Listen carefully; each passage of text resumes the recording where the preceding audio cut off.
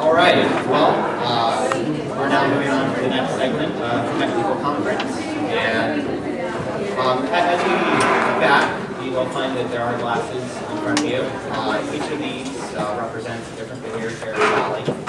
And along with it, we're going to be looking at the environmental conditions which lead to the development of phenolics and what we might do to better understand this topic.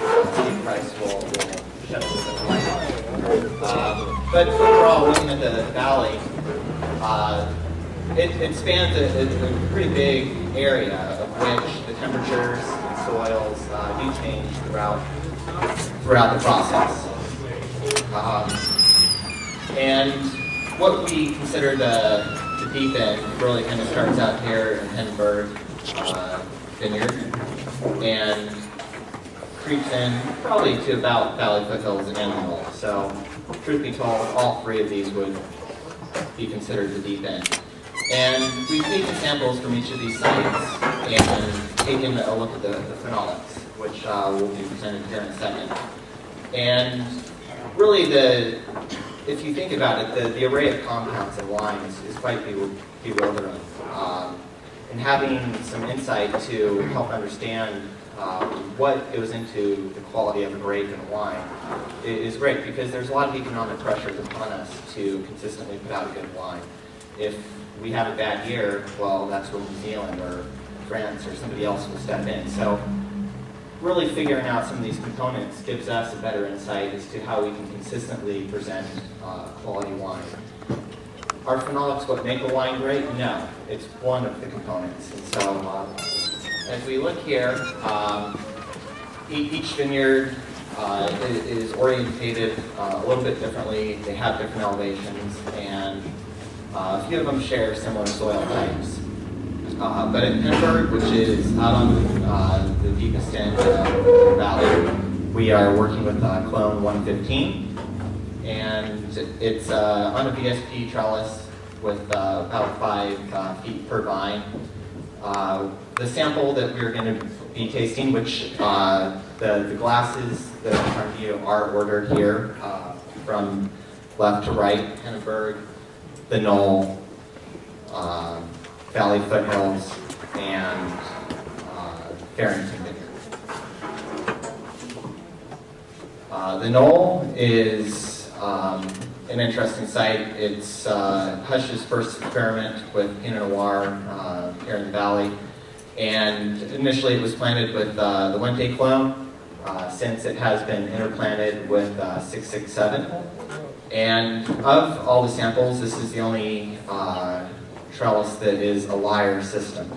So it is the one variable, and the elevation doesn't change much. If we go back here to Hindenburg, it's a little bit up on a hill, so you do have a slightly different elevation, even though it's theoretically deeper into the valley. Looking at Valley Foothills, you'll also note in the program that it has red blotch. I like pointing this out because it does affect the phenolics. And having a grower like Casey Hartlett, who's been really on the forefront of research and getting stuff tested, it's great having a grower with awareness to really conquer this topic and hopefully better understand how we can work with it and get the phenolic results that we're looking for.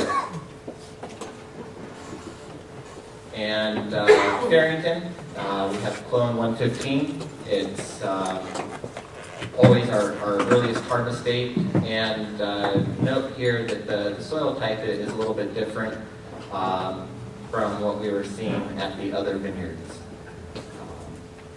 And then as we kind of get to the results of these the wines, you can look at the different tannin levels and pointing out what is known to be a red blotch vineyard is, you do see a drop off in the total anthocyanins, and that's the big thing.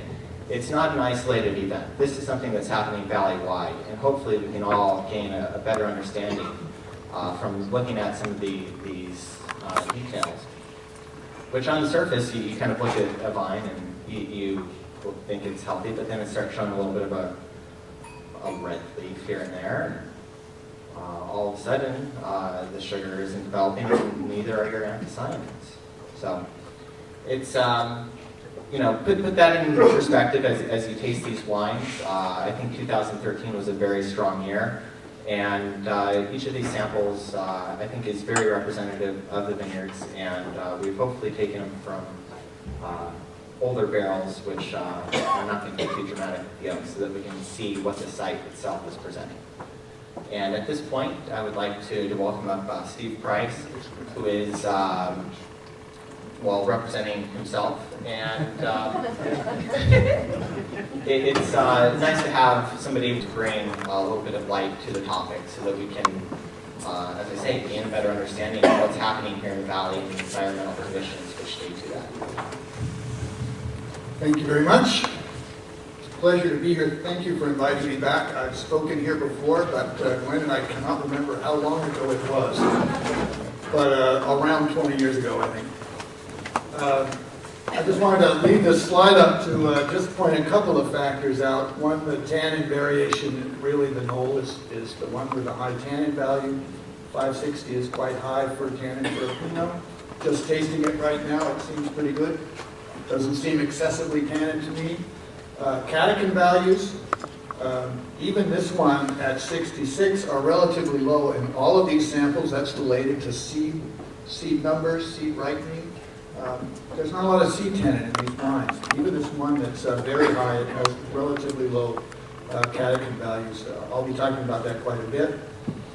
And the anthocyanin effects of red blotch were nice to point out. Go ahead and start my presentation. I'm here speaking as Price Research Services rather than ETS Laboratories. That's a minor difference.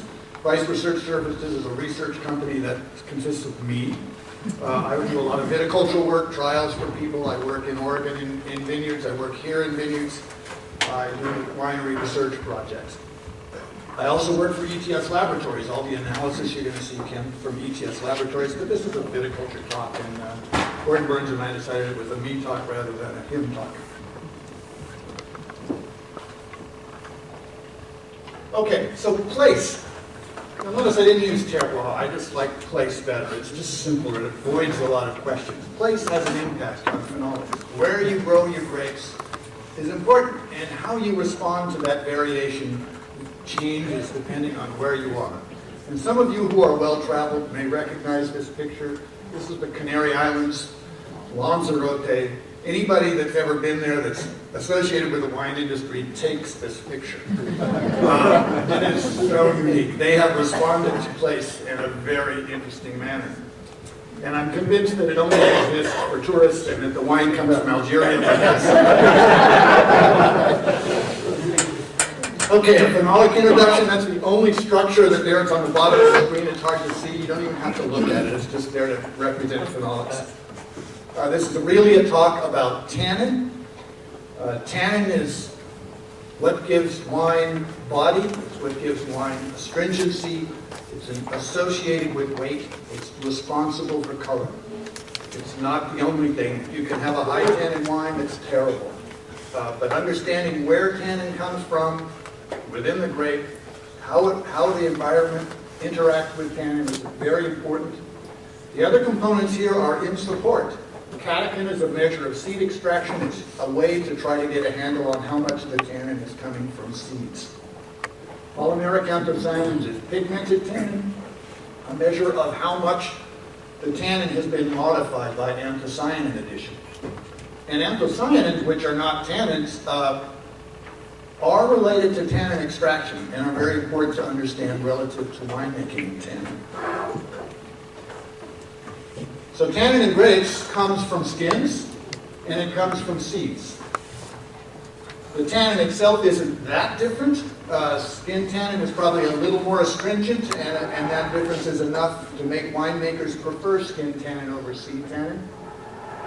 but understanding where they come from, and they have very different environmental responses, and that's really a lot of what this talk is going to be about.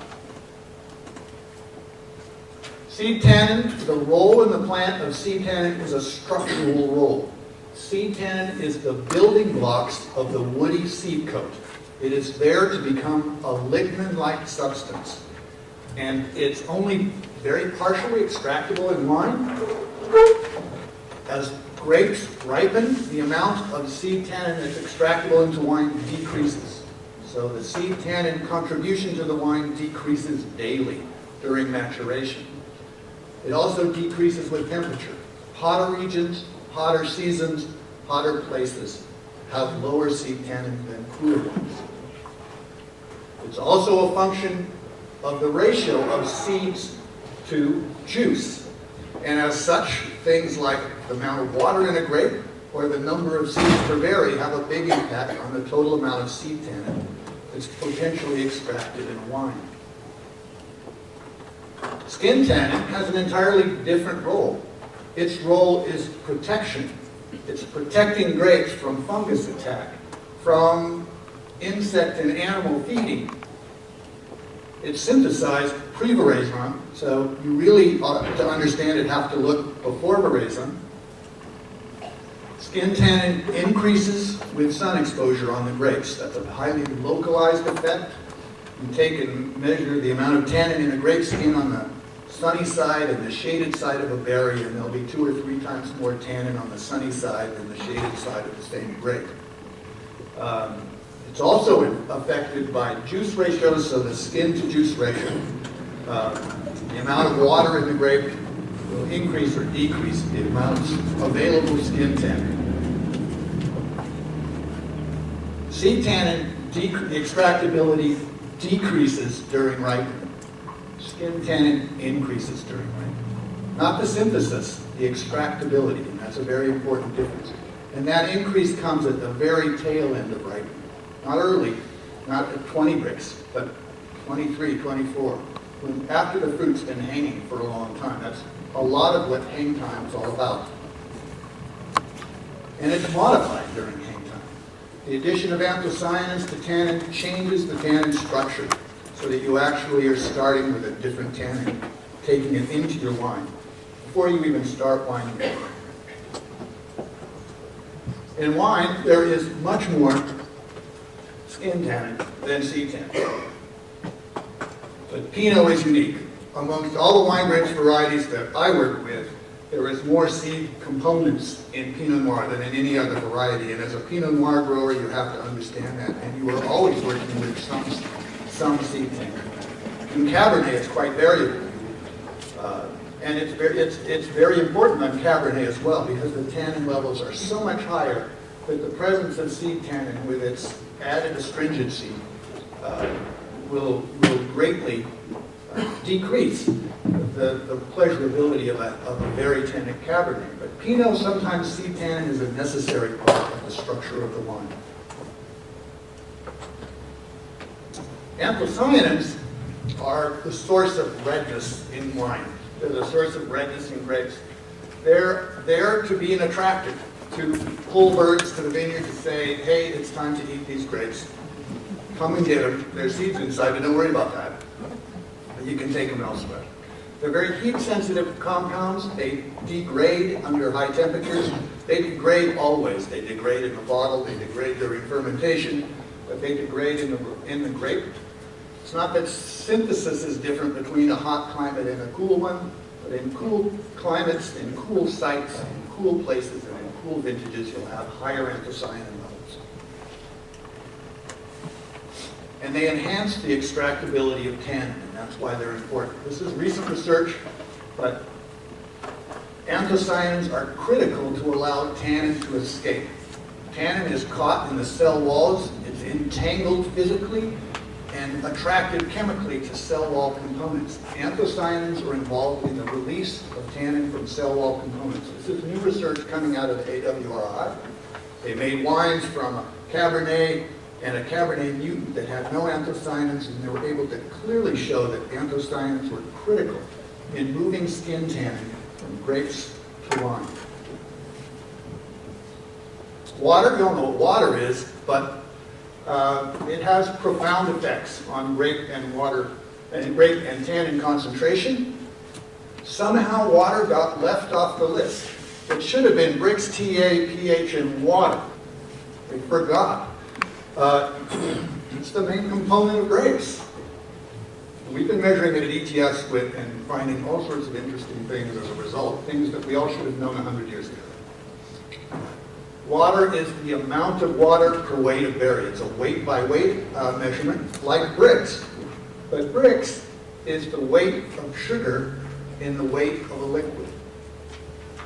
Water, you may not be able to see this, it's on the bottom. Water is how much water is in the grapes, percent water as we measure it. Brix is how much sugar is in that water. Brix doesn't tell you how much water is there. It might tell you change, like as you go from 23 to 26 Brix, that's a loss of water. You can have grapes with the exact same Brix, but very different amounts of water. And that has implications for dilution or concentration of other components, particularly tannin. So what are the primary factors that affect wine tannin? Well, certainly fruit set. That probably doesn't jump to your mind, but I'll go into these in more detail. Vigor. That slide's supposed to show variation in vigor. You may not be able to see it.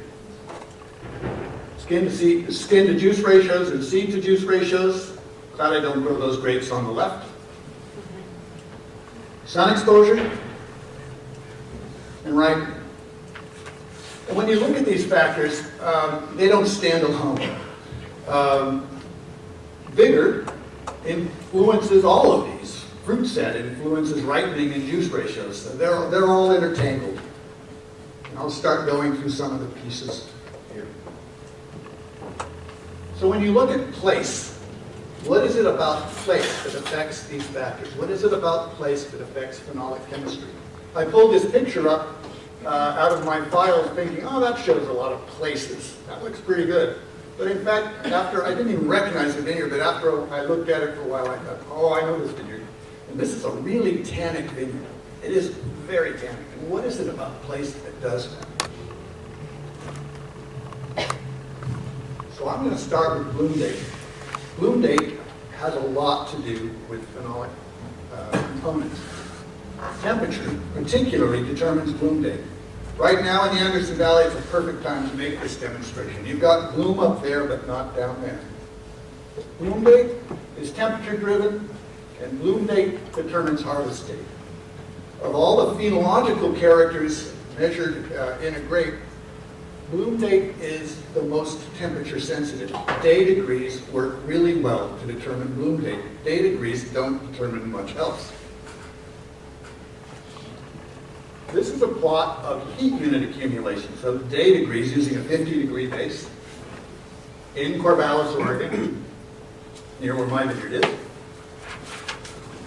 from April through June. And you can see phenomenal variation. And that variation directly relates to bloom date. Just to give you an example of the last 3 years, in 2011 we had bloom on July 5th. It was a scary start to a season. On 2012 it was June 19th, 2013 June 6th. Harvest date November 2nd. That was tough. October 18th and September 28th. It's almost like there's a set time, and it really is about 110 days from bloom to harvest of Pinot Noir. I think sometimes there might even be physiological timing events involved. That's beyond this time. But certainly bloom date and harvest date are aligned. When you look at place, what is it about place? Are you upriver or are you downriver? Are you in a hot climate or are you not? What's the difference between Anderson Valley and Carneros? One of the biggest ones is bloom date.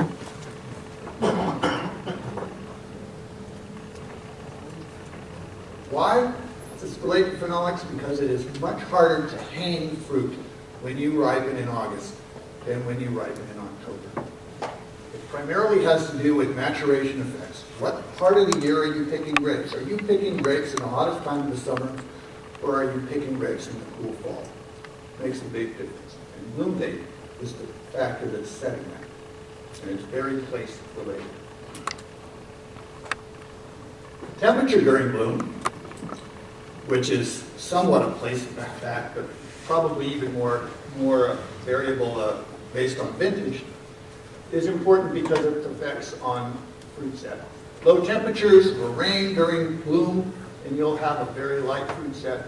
High temperatures, perfect conditions during bloom, and you'll have a heavy crop.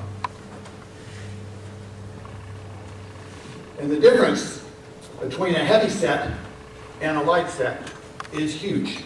And most people think, oh, well, there's fewer berries, fewer flowers turned into berries here, the crop's going to be lower, there's going to be some crop load effects. But it's more significant than that. One thing that people forget with fruit set is that fruit set is driven by seed set. Fruit set is determined by pollination and fertilization being optimal. And when that's true, when that happens, you have seed set. And when a seed sets, the berry sticks. When you have good set, you not only have more berries per cluster, but you have more seeds per berry and more potential seed tannin per berry. And seeds determine berry size. You're going to have bigger berries as well. In a year with very cool conditions, you're going to have single-seeded berries or even seed traces or no seeds at all, and you have very small berries, high skin-to-juice ratios. So when you look at the difference between here, what are the things that are varied? Well, certainly yield. Yield is a major one.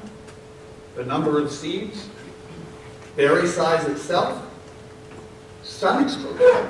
People think about sun exposure and they think about canopies, but if you look here, these berries are fully exposed and some of these never even see the light of day. Botrytis. Talking about phenolics, right? Why botrytis? It forces you to pick early. You have a year with heavy crop, you get some rain late season, you've got to pick that and you don't let it hang. I saw that last year in Oregon.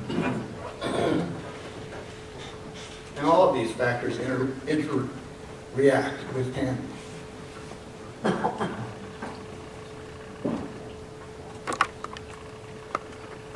Right now, or maybe in the next few weeks, the plant water status during the early part of cell growth, just right after set, this is showing a flower just after shatter, is real critical for cell growth. Relatively mild levels of stress. We're not talking about leaf defoliation, we're talking about a couple bars of water potential, is enough to create small cells. And small cells respawn or turn into less straight water at the end of the season.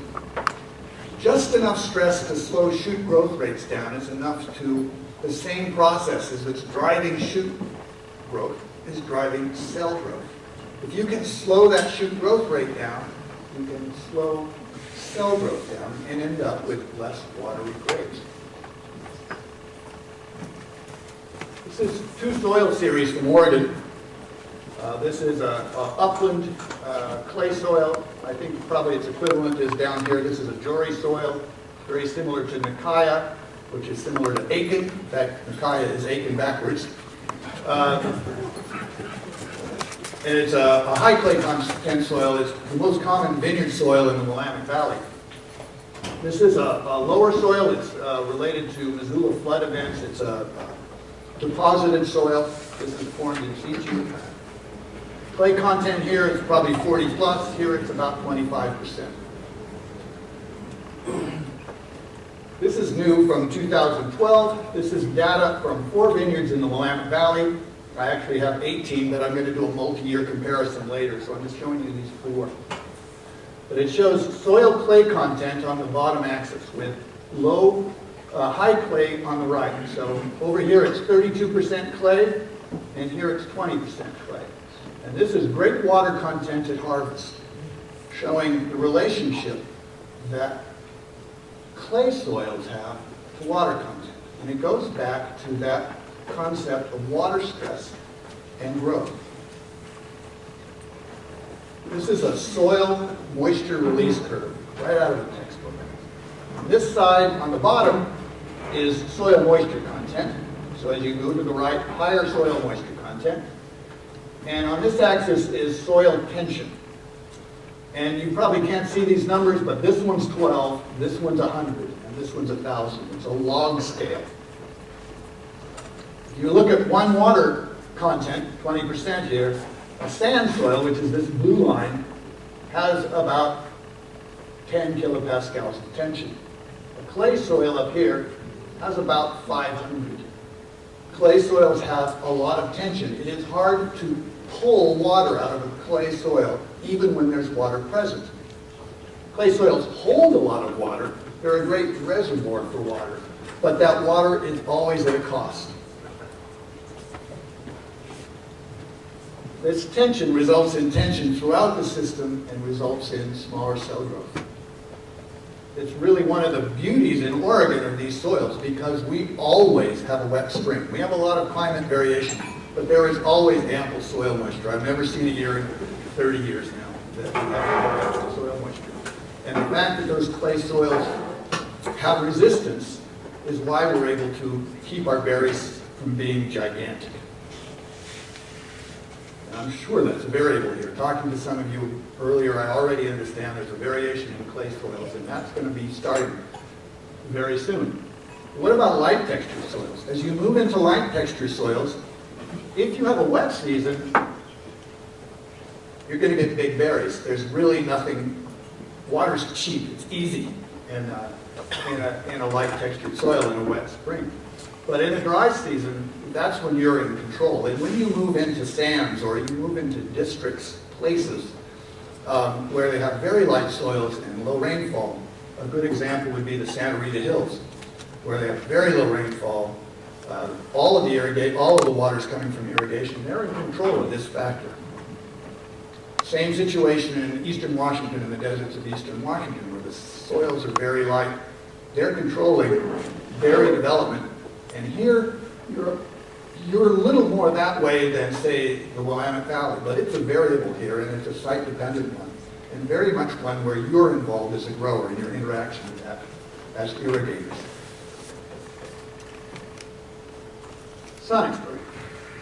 Well, sun exposure, I did my Ph.D. thesis on sun exposure, and I could talk about it for a long time, but it does seem to enhance tannin. UV light is a stimulus for tannin synthesis, but there's more to sun than UV light. There's heat, and heat accelerates seed ripening. So right here you're seeing a shift, skin to seed ratios. More skin tannin, less seed tannin. And visible light is a stimulus for anthocyanin synthesis. This is a plot of catechin during time. Probably can't see the lower axis, so it's going from the 24th of August to the 3rd of October. This is Napa Valley Cabernet. The blue line is a low vigor site. The red line is a high vigor site. They're both in the same block. It's just different sections of the block. And you can see that they're extremely different curves. These two blocks had exactly the same Brix, TA, and pH. This is a slide from a talk we call Beyond Brix, because Brix didn't see this difference at all. Why did they start off higher? The low vigor site had better fruit set. It had more seeds, more potential seed tannin.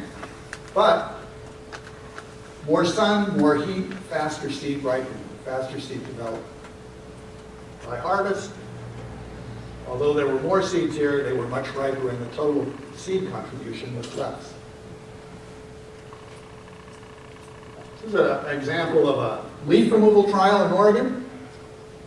And although sun exposure is important, it is very difficult to pull leaves and get there. It's surprisingly ineffective. It's helpful, but it's a small effect. And for sure, you can't get there on a vigorous vine. You can't pull leaves to create fine wines on a vigorous vine. There's too many other factors involved. You can pull leaves here and help, probably mostly with disease control. But the same factor that's causing these shoots to go crazy is creating huge berries. you're much better off with a moderate vine and moderate leaf. And in fact, I'm moving now towards less and less and doing more shoot thinning and leaf removal. Visible light. What about visible light? Now, you've probably seen variations of this. This is actually hydrated lime sprayed under the vines. Hydrated lime is about 10 times whiter than regular lime. And it's very bright. But I've seen this done with oyster shells and products like Extended A, which are reflective plastic mulches. And this is taken from looking up, from the ground up, and you can see the light is coming from the ground up. These berries are very well lit. But really it had no effect on tannin, but it does increase grape anthocyanin content. And most of the trials I've looked at with oyster shells and plastic mulches, and in this trial here, we did see an increase in anthocyanins. So what does this have to do with place? And here I'm somewhat at a loss. I seem to have slides to demonstrate everything, but I don't. But there are places that are bright. You go out there and this vineyard is just bright. You're standing on a sloping knoll in a grape vineyard, and what you see is a lot of sky and a lot of light. The difference between that place and one where you're in the trees and your horizon is the treetops about that high, you get a very different tannin synthesis. And here I'm speaking as a grower who looks around rather than a scientist. But I think that's a critical component, particularly in the visible light range.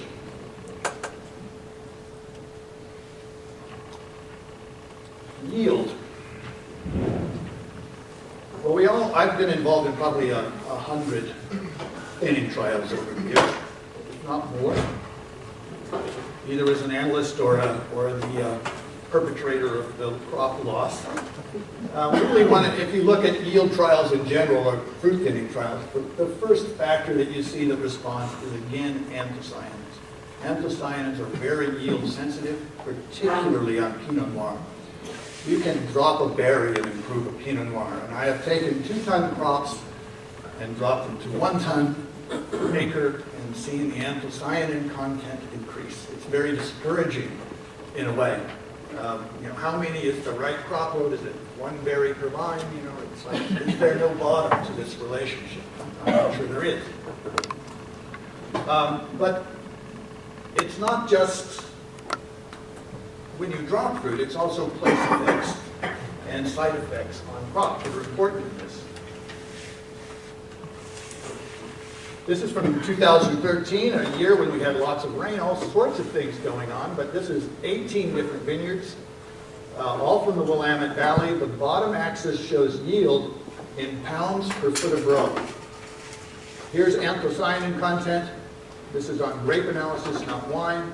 But there's a very strong relationship here, and the one that fell out of the curve is too low in anthocyanins. It's probably diluted. By the way, this is not much of a correlation at tons per acre.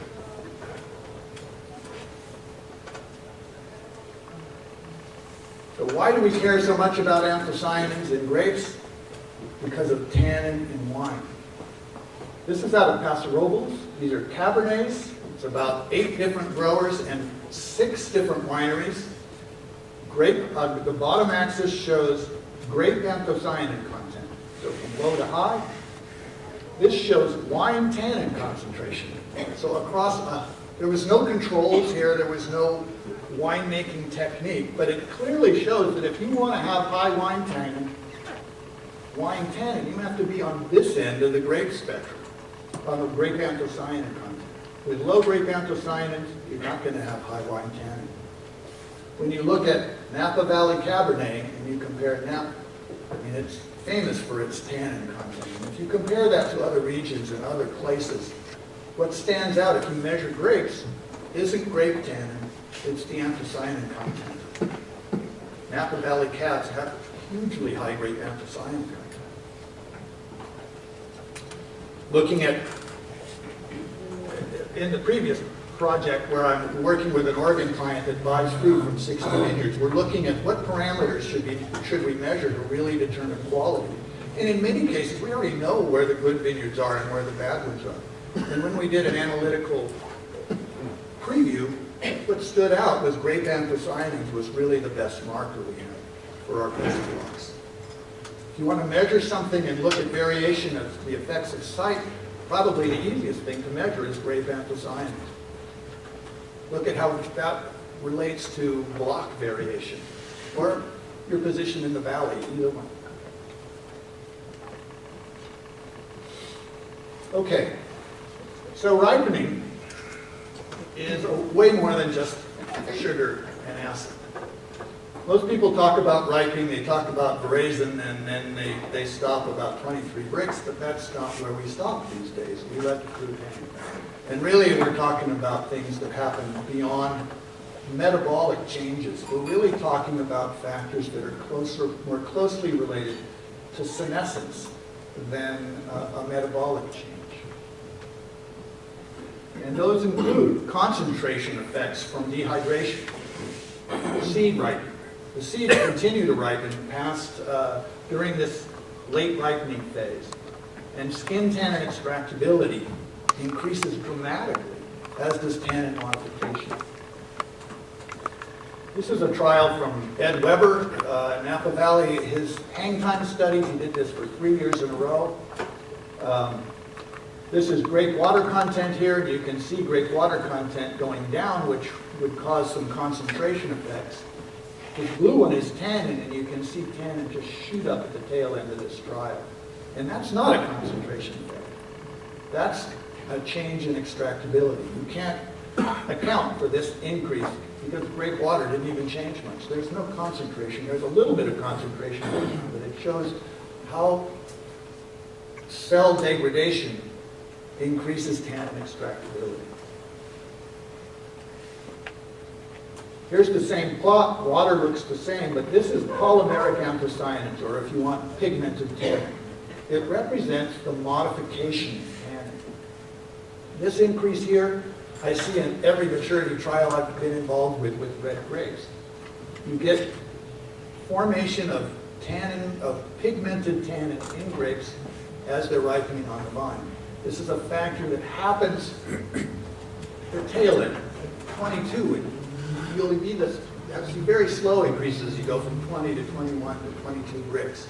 But as you go from 23 to 26 is when this starts to happen. And I think it has to do with direct cellular degradation. What's this have to do with place?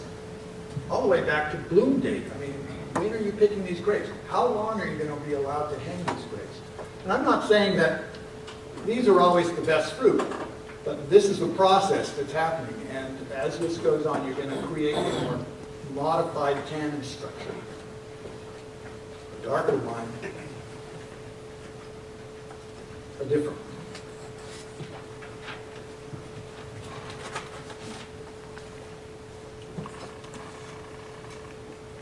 Again, just showing late season maturation. This is another seed ripening curve. I put this on here because I found this slide and it's over 25 years old. But I've been thinking about this for a long time. It just shows tannin, seed extractable tannin declining and how drastically it declines. The other slide shows skin extractability, really, and this is showing. So you're switching between skin and seed tannin. It also shows the sun and shade effects and then how that's accelerated under sun or sun-exposed conditions. This is a beautiful picture. I was looking for an image to show dew. This is from somebody at the Chronicle. I had to give him credit for it. It's such a nice picture, and I'm sure he sat there with a spray bottle and did that, but it represents it. So what about dew? What about water on grapes? So I've done an experiment. I've done it several times. One time I lost the data, completely redid it, and got the same results. You take grapes and you cut them off, put lanolin on the cut end of the stem so no water can move out through the pedicels. And you put them in water, or you put them in a cup with no water, measure the bricks at the start, you dry them out and you weigh them and you measure the bricks at the end. What happens? Water moves directly into the grapes. This is an increase in weight that occurs in 36 hours. Your grapes are wet for 36 hours. This is the change that you'll see. And this is the decrease. This is water loss directly through the skin. The driving force here, moving water in, when you have free surface water, there's a huge osmotic gradient that's pulling water into the grape. Here, with no water, there's a very strong vapor pressure deficit. The between the inside of the grape to the outside. And this dehydration level, this dehydration level here is occurring under shade in a laboratory, in a building. When it's 100 degrees and windy out, imagine the water loss rates from the grape. And here's the brick, basically. Here's the starting bricks, 24/6. In 36 hours, there's now a 4 bricks degree difference between these. The wet one's at 22/6, the dry one's at 26/4.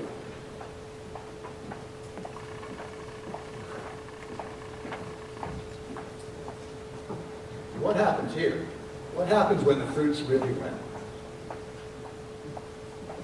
It's easy to come up with pictures like this in Oregon.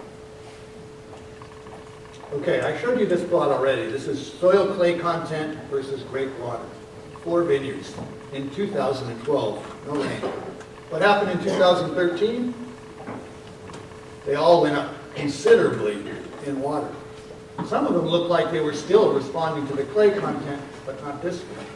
And why not? It was picked the day after a big rain. The rest of them were allowed to dry out a little. Due to logistics and botrytis, there was a 4th pick here, and that's almost a 6% increase in water, which I realize most of you aren't familiar with water content, but that is a huge effect. It's about a 25% increase in yield. One of the factors of water content that's most interesting to me right now is it's predicting press yields, which is very interesting. I'm working on several projects on that this year. So what happens when you're here rather than there? Same amount of phenolics, but in more or less water, so that the end result is a diluted product or a concentrated one, depending on which one you do it. Botrytis, I mentioned, it's always a factor influencing your ability to hang fruit, and it's related to water movement and splitting. So place is pretty unique. It has a lot of impact. This is my vineyard here. This is showing a unique season, 2012. That was, we went 112 days with no rain. It's on a heavy clay soil. I had fairly, I didn't lose my leaves, not irrigated. Place is unique. I see a lot of light up there. I've got a heavy clay soil. I looked at this site before planting and I thought, okay, what is it about this place? What's it going to give me? And it had a lot of the things I like to see. Sunlight, clay, convex slopes always occur over rather than under. But it's turned out to be a very tannic vineyard. It has high tannin, high color. Right at the moment I'm working on fruit. That's my goal. The tanning is easy looking. And for now, I think I'll stop there. Thank you very much for inviting me. It's a pleasure to come back.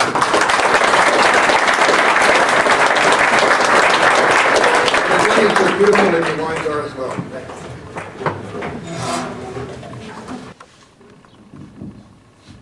Yes, Steve. I was just wondering about night farming. I mean, that's come in over the past 20 years, and have you done many research programs on that as far as the moisture content? If you pick, going into the evening, late evening there versus early morning pick, and what the difference in the water is there with night farming.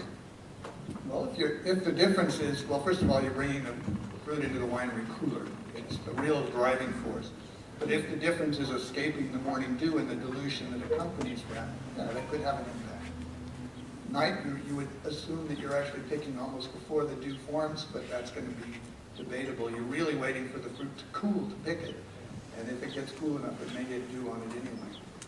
And in that case, you're not only bringing in the water in the grapes, but you're bringing the water on the grapes. So you've got to take that into account. Couple other questions? With modern farming, we're at such high bricks, though, that water is usually added back. What effect does vine spacing have on the variables you talked about here? Well, I didn't go into the many choices that you have for modifying phenolics, but certainly when you look at vine spacing, as you approach shading conditions at very high densities, I'd say less than 6 feet, you're starting to influence the sun exposure factors that I was talking about. As you move to very wide spacing, you're just allowing an awful lot of light there. I see really no benefit. From a tannin point of view, ultra-high density fruit is generally lower in tannin, like meter by meter spacing, but often has pretty good anthocyanin levels. There's a point where there's really no return to getting wider. Plant-to-plant differences have very little effect on this. It's more shoot densities. Although oftentimes high density, particularly high inroad densities, can result in too few shoots, too rapid fruit growth, and crop losses due to fruit set problems, particularly in Oregon with what we call inflorescence necrosis or flower degradation, cluster degradation.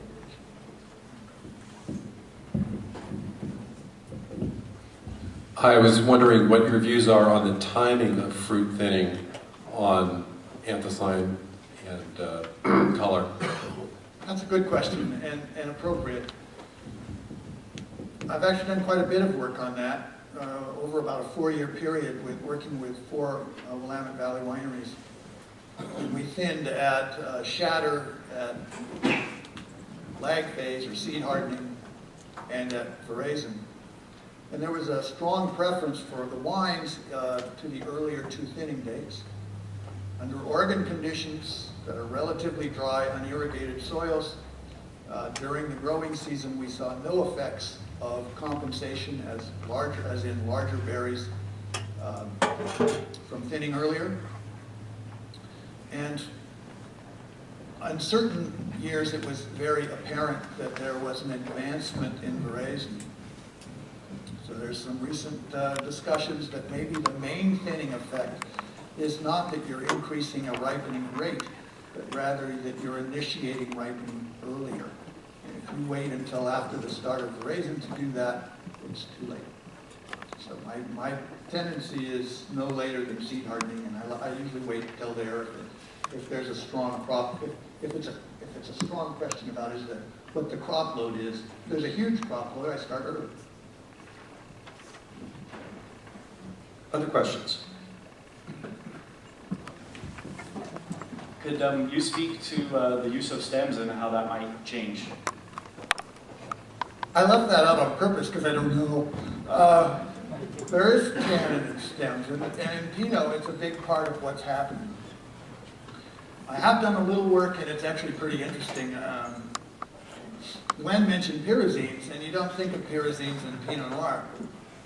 But there are pyrazines in stems, in Pinot Noir stems, and they are measurable in Pinot Noir stems, and they are probably responsive in stems to the same factors that they are in Cabernet or Sauvignon Blanc fruit. Probably, and looking at variation in vigor and stem pyrazine levels, there was a strong relationship, high vigor, high pyrazines. Looking at stems coming off a destemmer, green stems have high pyrazines, brown ones don't.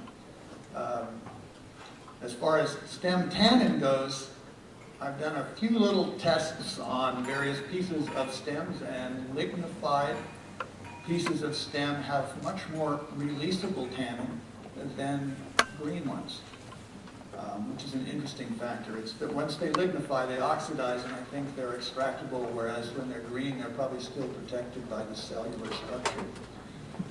But none of that have I done exhaustively. All of these are quick trials. That's a quick sum of what I know about them.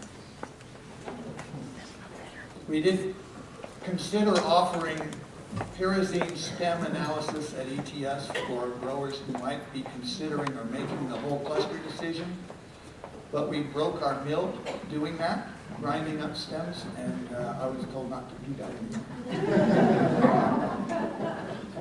They're too small a market for that, sorry.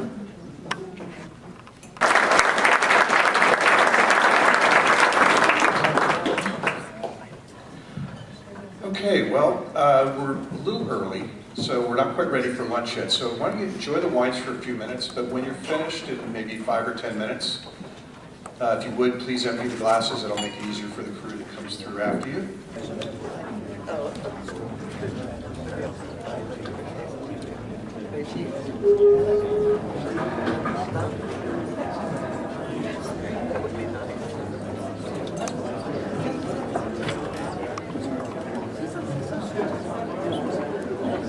Get it from here.